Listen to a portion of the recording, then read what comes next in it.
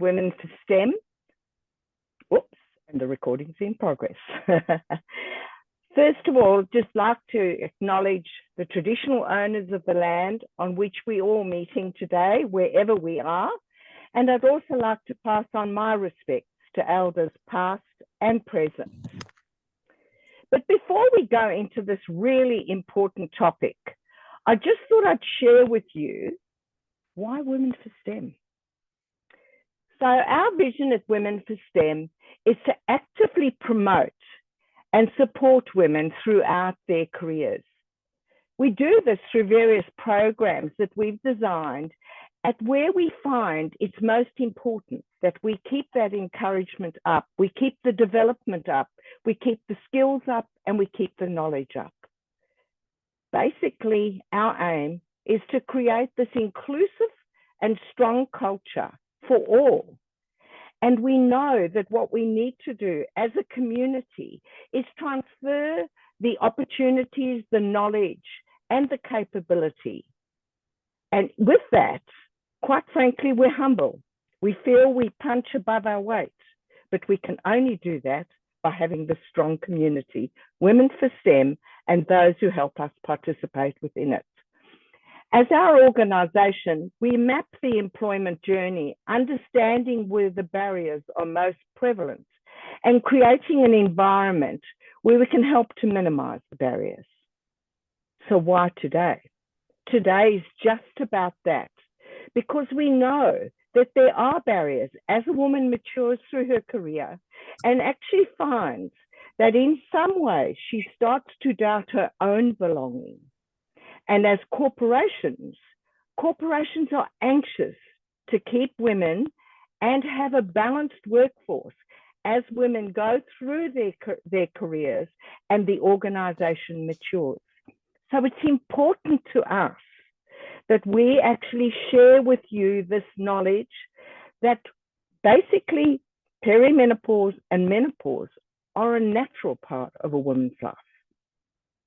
Therefore, they're a natural part as organizations grow, mature, and harness what we all as individuals bring to the table. So for us, this is very important. But we couldn't do it today. We couldn't do it on our own without bringing the subject matter experts to the table to share with you the data, the information, the knowledge, really what we do when we walk and talk in the footsteps of Women for STEM. So it's my pleasure to introduce Grace Molloy. Grace, thank you very much for offering and helping us bring this together today and share the knowledge. Grace brings with her her Master of Nursing. She's worked in the Big Four in the accounting space. She's had decades of experience in strategy and partnerships, and she still looks as beautiful as she does today. Grace is a member of the Australasian Menopause and International Menopause Society and has worked along Australia's preeminent medical research teams, making sure that we bring together the advances in medical breakthrough through clinical trials. We are seeing businesses lose experienced leaders, experienced female leaders due to menopause systems. The biggest cry we get at Women for STEM is, why are we losing our women in the midpoint of their career, where they bring the knowledge, their personalities, and everything to the table? So what we've done is ask Grace to share with us the knowledge she's gained, the experience she's gained as co-founder of Menopause Friendly Australia, to ensure that as individuals and employers, we have the access to the support to harness this workforce that we want, which is the balance we're looking for.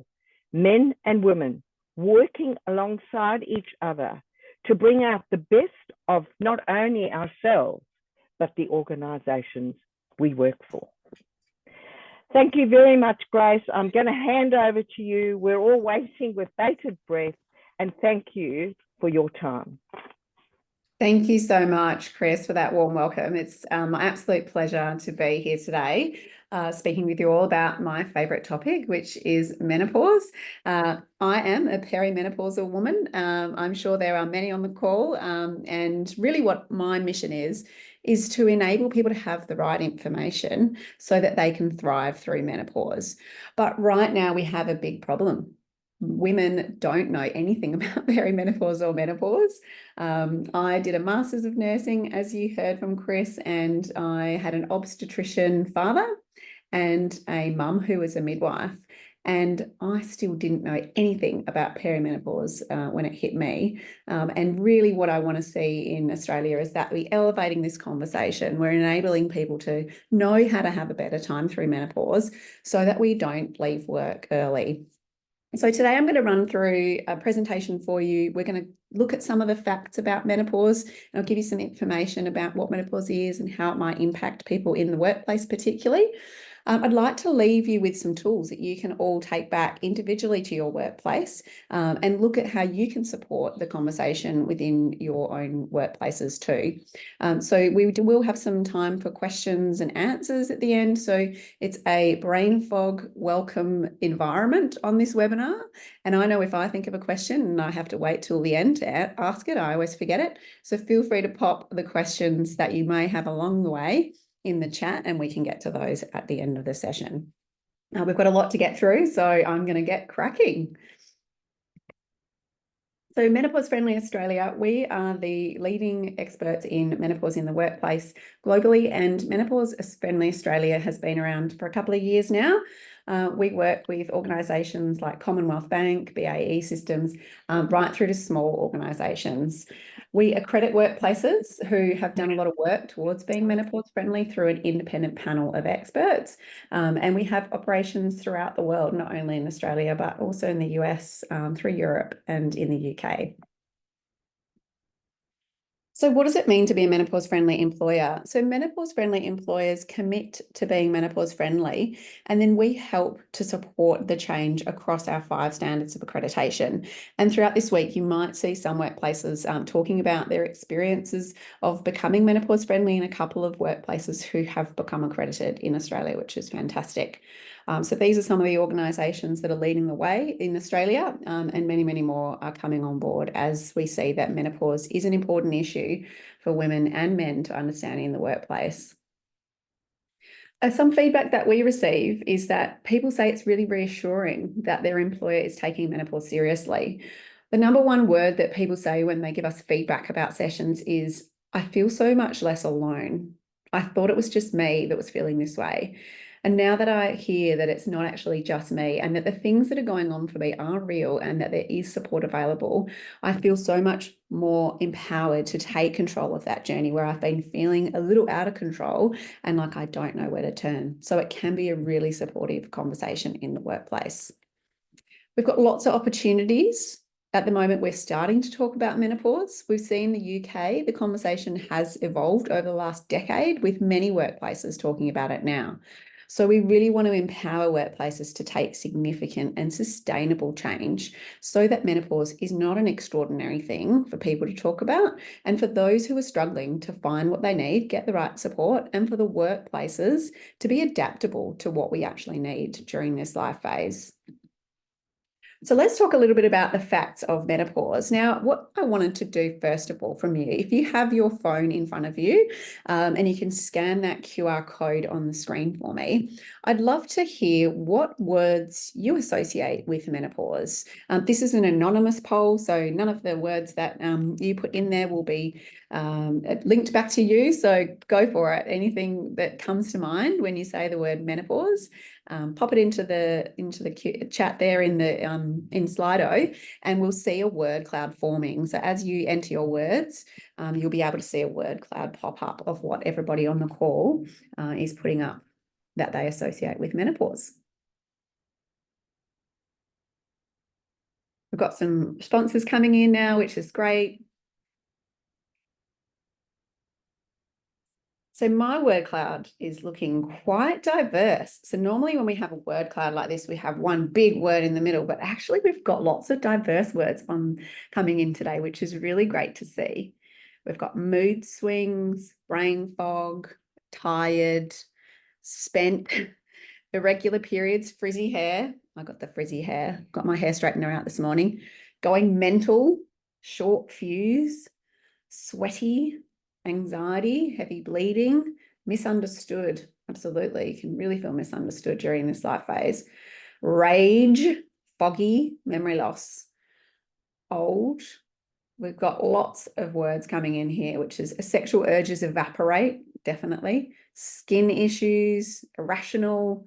Okay, these are some great words, aren't they, coming in here? But if we have a look at this word cloud that's forming around us, I'm trying to see if there's any good words in there. I think I saw one early on. Someone said something that was good, but I can't see it now. It's not popping up as one of the biggest words that people are saying.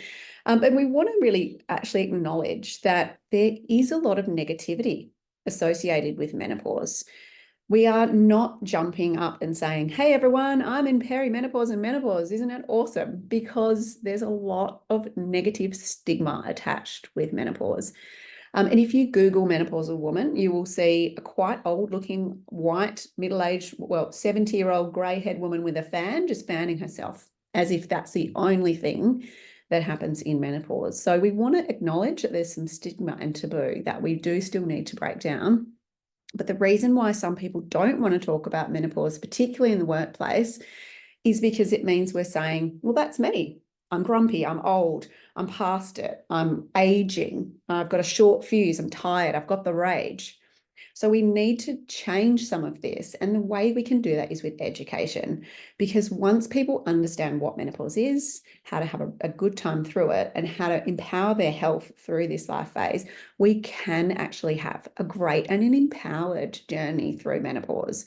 And we'll have a look now, what are some of the times that menopause occurs? What are some of the symptoms and how can we have a bit of a better time through it?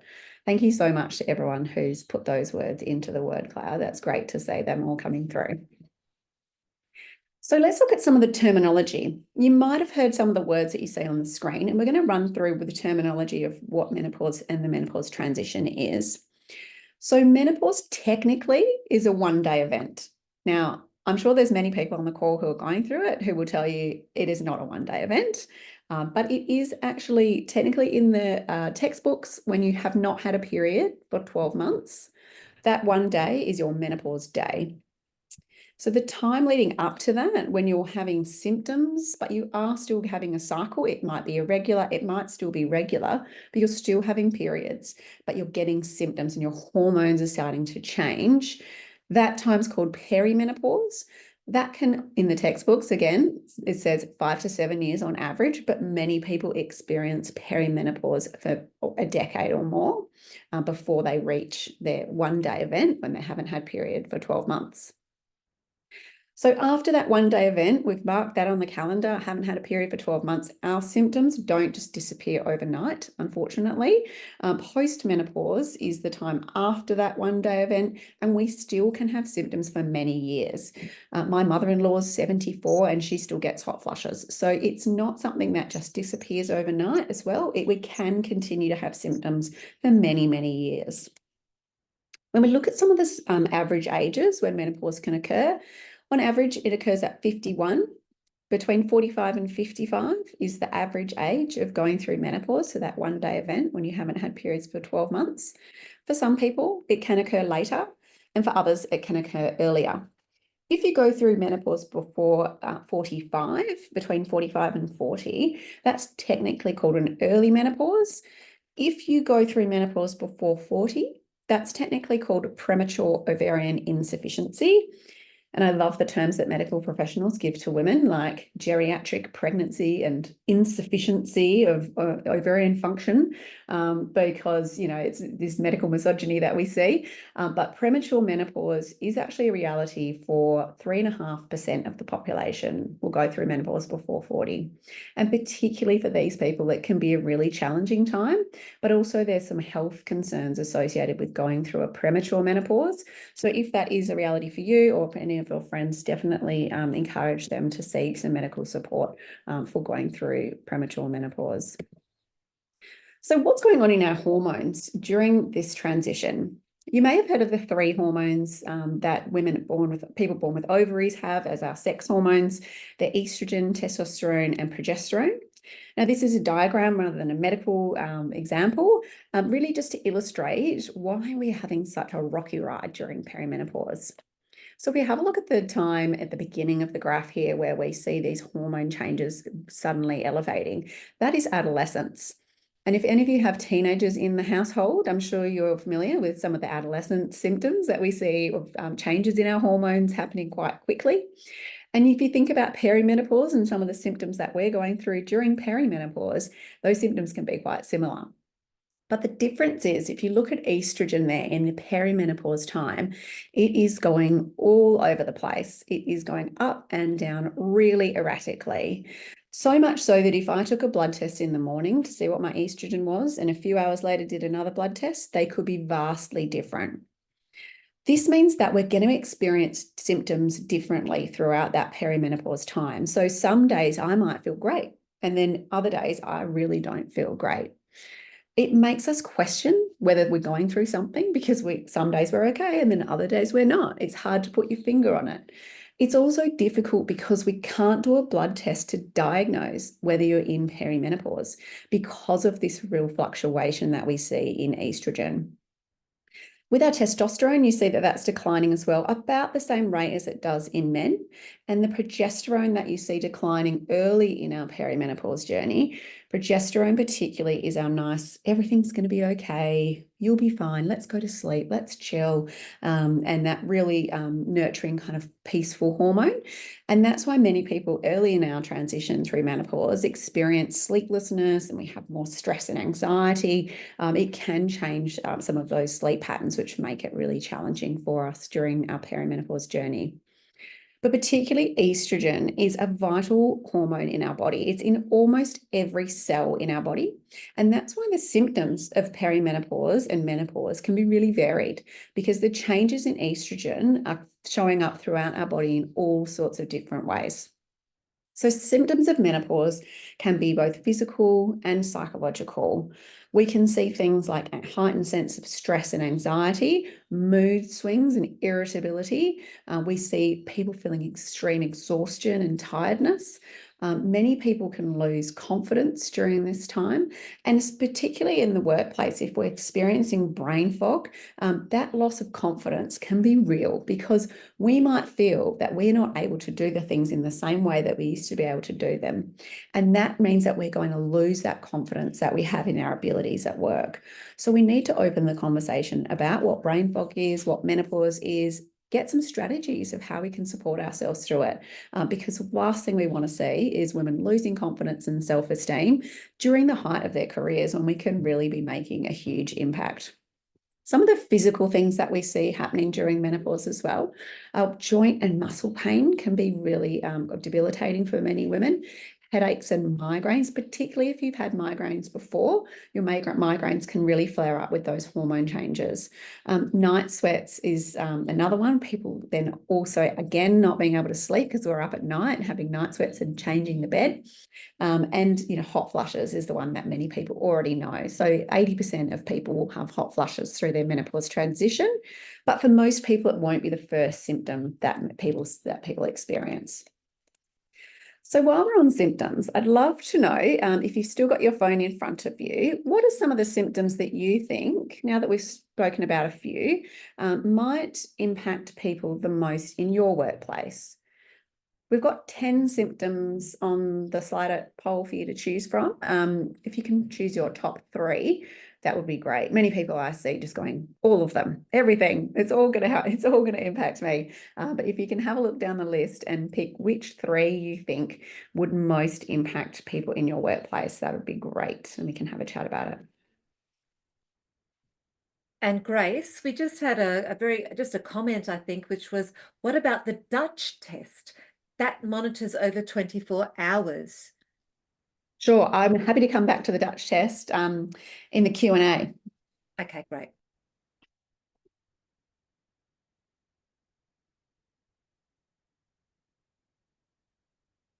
So I can see how many people have we got. 30 votes have come in, 31 votes.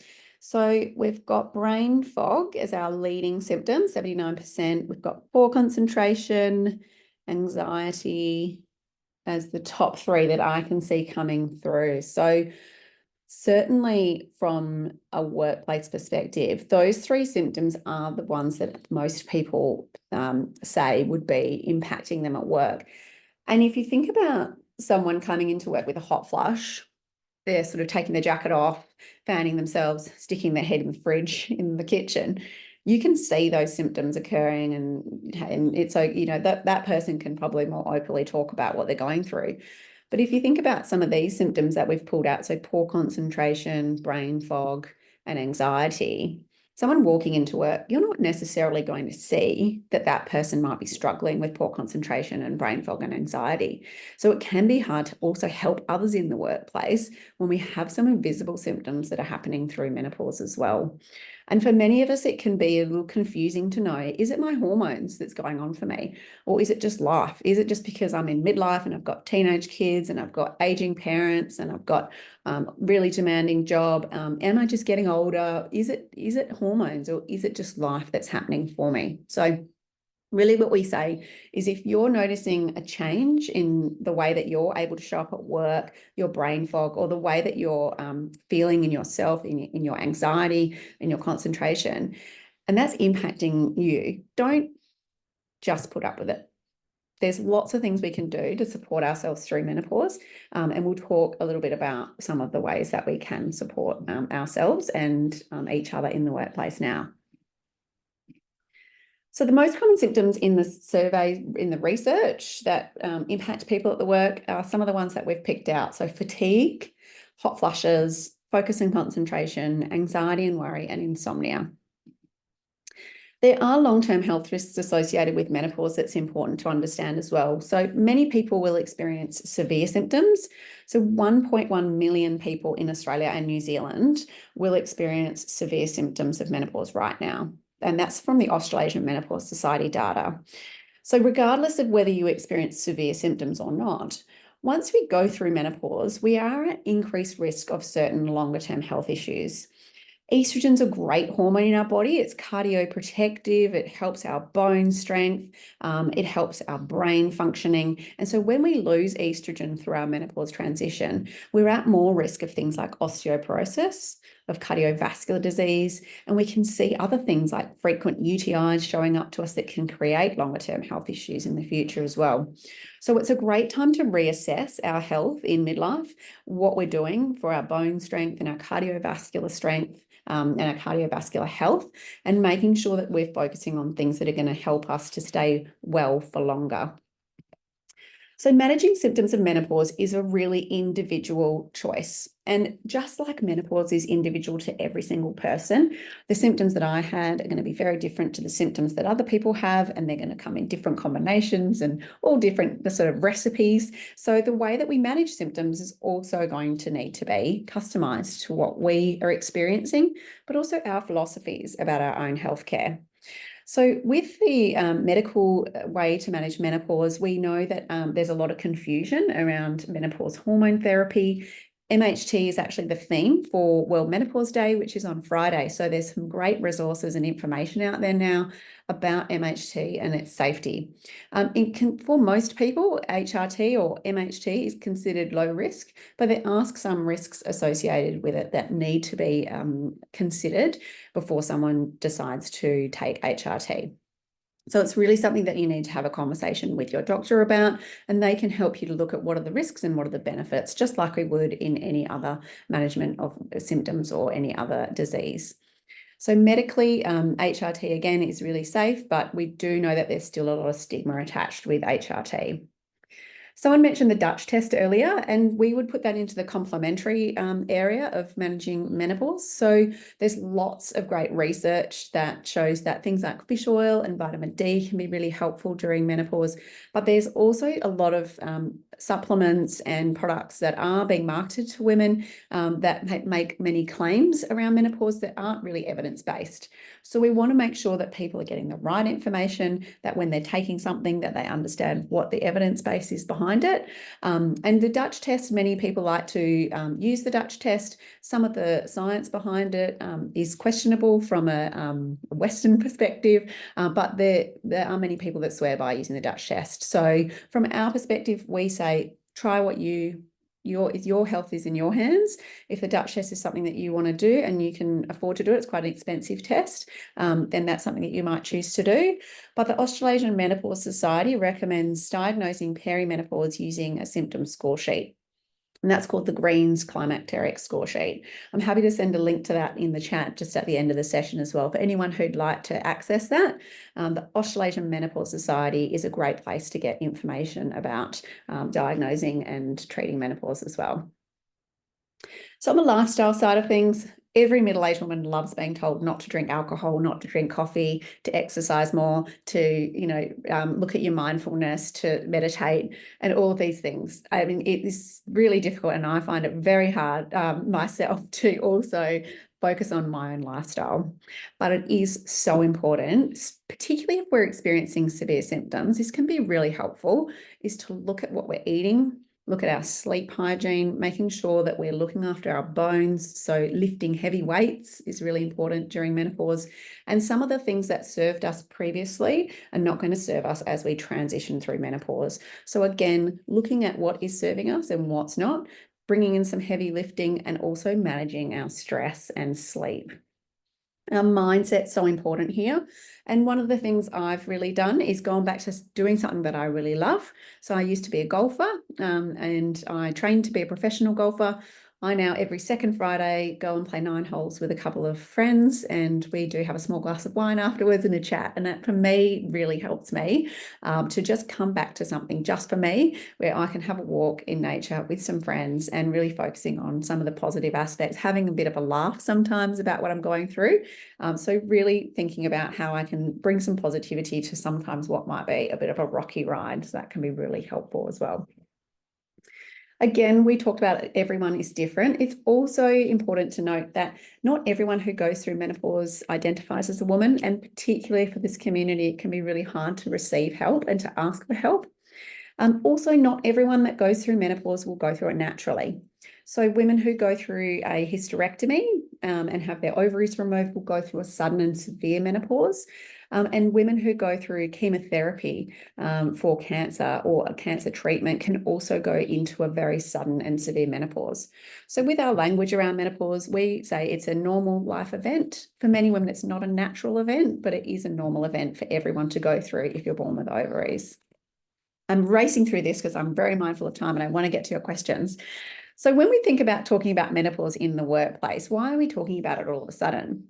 Well, actually, we see that there's a huge number of menopausal people in the workforce, and menopause is becoming a workplace issue as we have more women in work, which is great.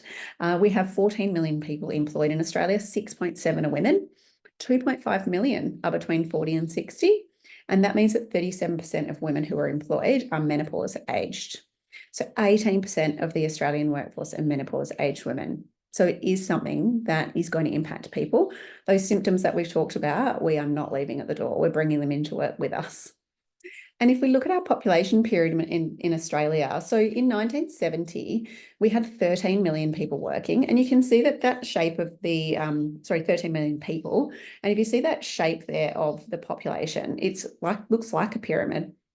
So there's more people in those younger age groups. But what's happening in our population is that it's ballooning out in the middle. So this section here where you see it ballooning, and it is going to continue to rise up this way, is between 30 to 34, 35 to 39, 40 to 44, and 45 to 49. So we are going to employ more people who are in those age brackets, simply because there are more people in those age brackets in Australia. So workplaces need to look at how can we be supportive to people in these life phases. What is it that we need to adapt and look at so that people can still be engaged through some of these things like menopause that are impacting people at work. And we talked a little bit about perimenopause and postmenopause. So if you think about it as a transition, it's not like pregnancy, which is a defined period. We know that we're going to be out of the workforce potentially for, this defined period of time. It's, this is how long it takes to have a baby, and we can kind of look at that. Perimenopause and menopause is different for everyone, and it can last for many decades for some people. So again, it's about thinking about how we can have a sustainable, flexible working environment and not simply sending people out of the workforce for leave with menopause. We did some research with Dove recently. So Dove were really important. It's important to them to look at how they can support people in confidence and self-esteem. They've done a lot of work around their Everyday Bodies campaign, and they partnered with us to do some research and provide some resources in the workplace. And 45% of people that we surveyed, over 1,000 women in Australia, felt that they weren't performing their best at work due to symptoms. That's a huge amount of people being impacted by menopause symptoms. 1 in 6 said that they'd taken time off to manage symptoms, and 26% wanted to take off, but they couldn't afford to, or they didn't have any leave. That is a lot of people thinking about wanting to take time off but not being able to. That is a quarter of people that we surveyed. So if you think about people in your workplace struggling with symptoms, or you yourself thinking about taking time off, it's important that we start opening the conversation, talking about what we need, asking for support, rather than simply thinking, I've just got to go out of the workplace and take time off.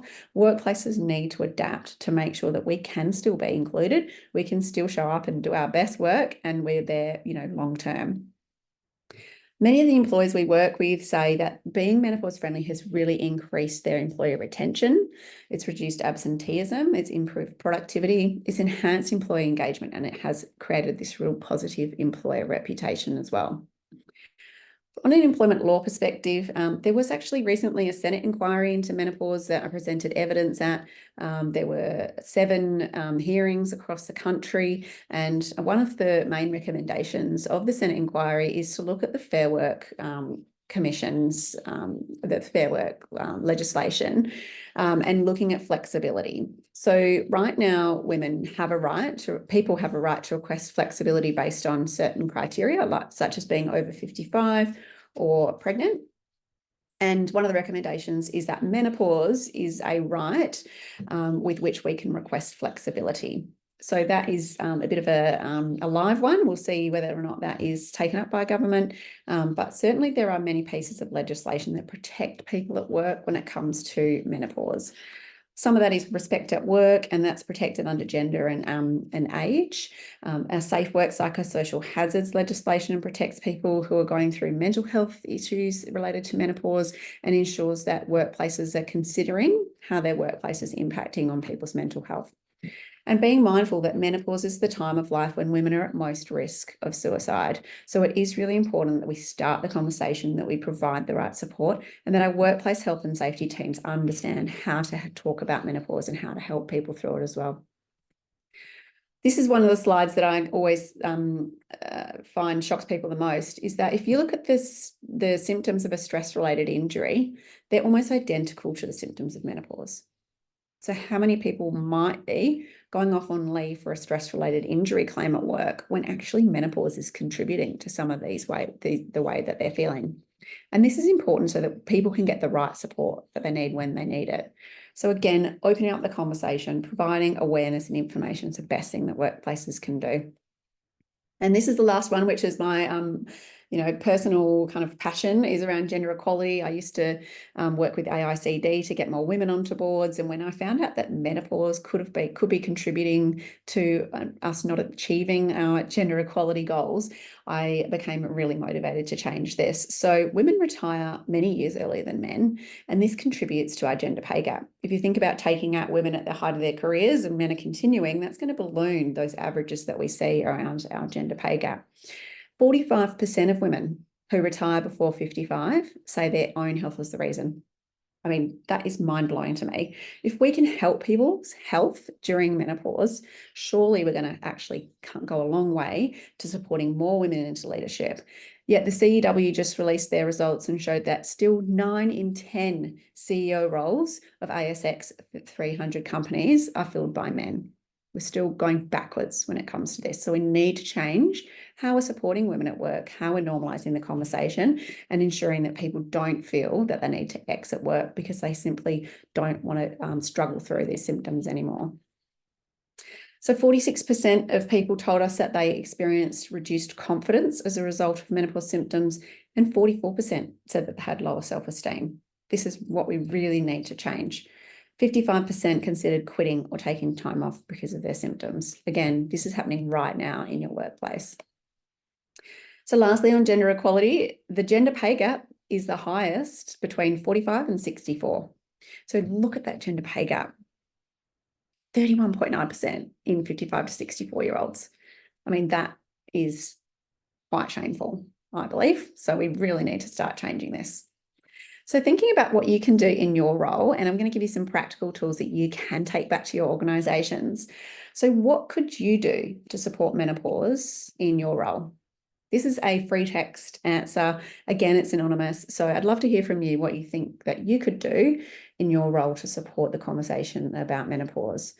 For me, it's talking about my experience and normalising it and opening up the conversation, being open to anyone to talk about it, and showing that I'm there to listen.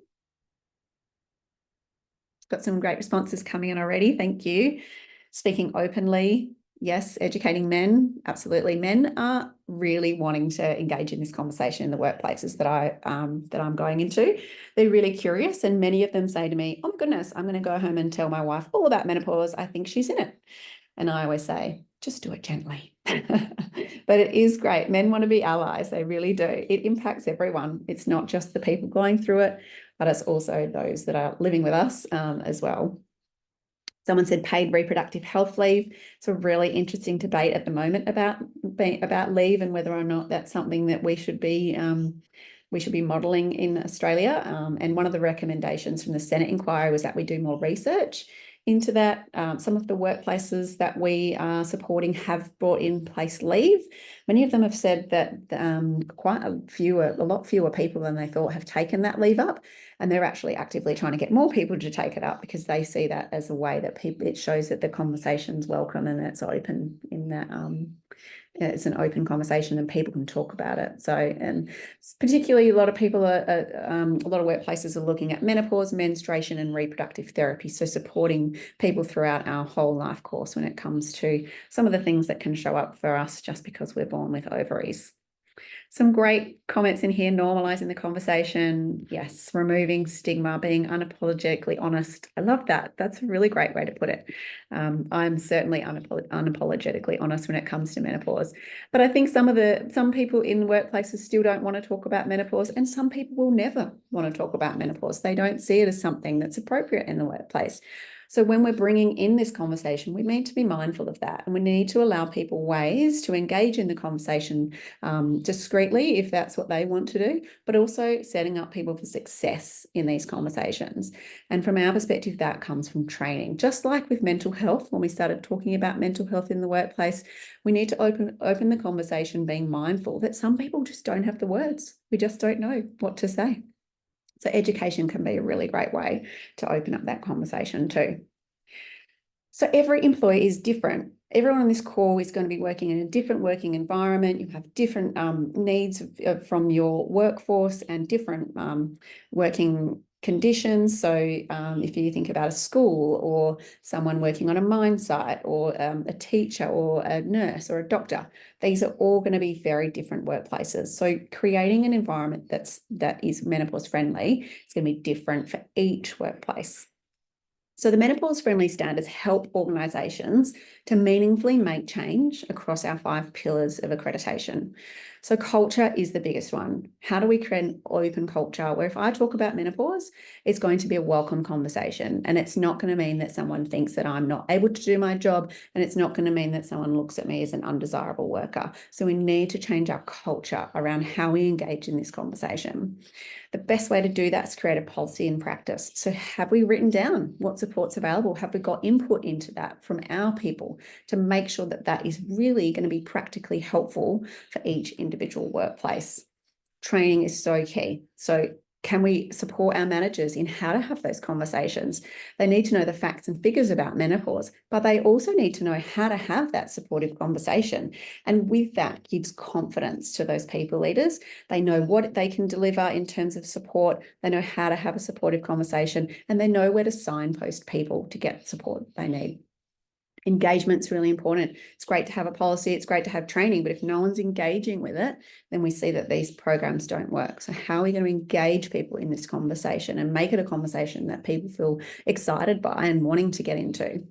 And then the working environment is, really those practical things around, do we have fans available? Is there cold drinking water? Are our uniforms menopause friendly? So looking at the working environment, can we take extra breaks? Those sorts of things can be really supportive and helpful for people. Often they don't cost much money, but they make people feel really included, seen, and valued in the workplace as well.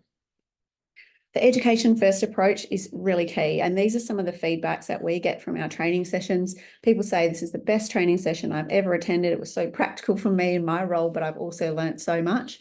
If it wasn't for these sessions, I would have left my job. So people really do value this education. They see that it can be something that can be normalised. And once they get a little bit of information, they're able to open the conversation and ask for what they need. I was on a training session a little while back, and on this session, this person typed this into the chat with their name. It wasn't an anonymous poll that we were running. And they said, I said to my husband this morning that I wanted to quit as I'm feeling so overwhelmed. I'm feeling a little bit normalized now, and I'm rethinking that. Now, that to me is success. That means that that person was going to quit their job and they thought, hang on, actually, maybe it's menopause that's making me feel really overwhelmed. Maybe there's things that I can do to feel less overwhelmed and not leaving my job. So that's really what we want to do, is empower people with knowledge and information. So just lastly on the polls, we skipped forward one too many. There we go. I'd love to know, does your workplace have a menopause policy or a menopause, menstruation and reproductive therapy policy, or some sort of a policy that you know that supports menopause in the workplace? So we've got some people voting in there. That's great to see. I always just like to take a temperature check and see where companies are at and organisations. One of the pieces of advocacy that we did around the Senate inquiry was to ask WGEA, the Workplace Gender Equality Agency, to gather this data so that we know who is talking about menopause at work, who's providing support through a policy, and who's maybe giving leave. So that's one of the recommendations that came through in the inquiry report. So that might actually be something that we see WGEA taking up in the future, is looking at how many people do have a policy. So that's it of my presentation, and I really want to say thank you so much to everyone for coming on this call to learn about menopause and how to be a supportive environment and how to take that forward in your workplace. We have lots of free resources available to help you do that. One of them is our menopause friendly checklist. Please feel free to download that, bring that into your workplace, have a conversation about whether you are supporting menopause in the workplace or whether you can become that person to bring that initiative into your organisation. And we're here for any support that you need along the way. Thank you so much. Grace, we've got a couple of questions if we've got a little bit of time. One Absolutely. Of them is, I work for a company with a large Australian and New Zealand presence, wondering if Menopause Friendly has a New Zealand partner or can recommend a similar New Zealand-based organisation. We are supporting many people throughout Australia and New Zealand. The Australasian Menopause Society covers Australia and New Zealand. The guidance that we provide to organisations is consistent across those two regions. And we do have a presence of people on the ground who can provide training. And we do acknowledge that there is some cultural differences around Australia and New Zealand as well. So looking at how we can support that conversation from a cultural lens as well. So the short answer is yes. And just for everyone, we can share the recording, but some of the attendees have asked, are you going to share the pack? Is that something that you would be comfortable with, Grace, or would you prefer to have people reach out to you directly? I cannot show the pack. I'm happy to share the recording. We normally don't share the recording, so I've done that especially for you. So No, that's okay. happy to for you to share the recording. And yes, for sure, happy to chat to anyone who'd like to get some more information that they can bring forward to their workplace. We have lots of summaries of these sorts of data and information, which I can make available, business cases and things like that that can help you to bring that to your workplace if that's what you're looking for. So happy to provide that as well. I think we're out of time for any more questions, Well, but thank you so much. There was just one more question. Can we have one more? We're at 1 o'clock. What was the question? Okay. Which one? Which question? Do many women experience differences during their perimenopause and menopause? So Tracy said she's been through many, many stages. Yes. So because our hormones are changing constantly and all over the place, we can find that we go through one sort of symptom and that might be really dominating, and then the next, that might not become a big deal, and then we have another symptom. So it is a bit of someone said it's like the wonkiest ride ever. But on the other side of it is a great, a great time of life as well. So if you are going through it and you're feeling like, when's this going to end? Just know that it will, and you'll get through it with the right support. If your symptoms are problematic, go and talk to your doctor. Don't put up with them. Talk about what you're experiencing with your friends. Ask them how they've managed it, and don't go through it alone and struggle alone. Thank you. So Mary Beth, just as we close, I'd just like to thank Grace on behalf of Women for STEM and women everywhere, and also to the men in organisations for supporting. And I'm taking this as proactive, that you will support and organisations will support the knowledge and acknowledge that this is a normal part of every woman's life. But on behalf of Women for STEM, I'd like to say that, Grace, this has been fantastic. Really appreciate your time. As we know, Grace has donated her time today, so really, really very appreciative. But on behalf of Women for STEM, it's important to us that we are inclusive, that you do feel like you belong. And there will be an announcement shortly that will come out about how we at Women for STEM are making sure that we remove the barriers. And there'll be a discounted price offered for anybody joining our webinars, that they will be able to be part of this wonderful organisation, Women for STEM, to ensure that you never forget how important it is to every one of us that you do belong. Thank you. Thanks, everyone. Thanks, Grace. Thanks, everyone.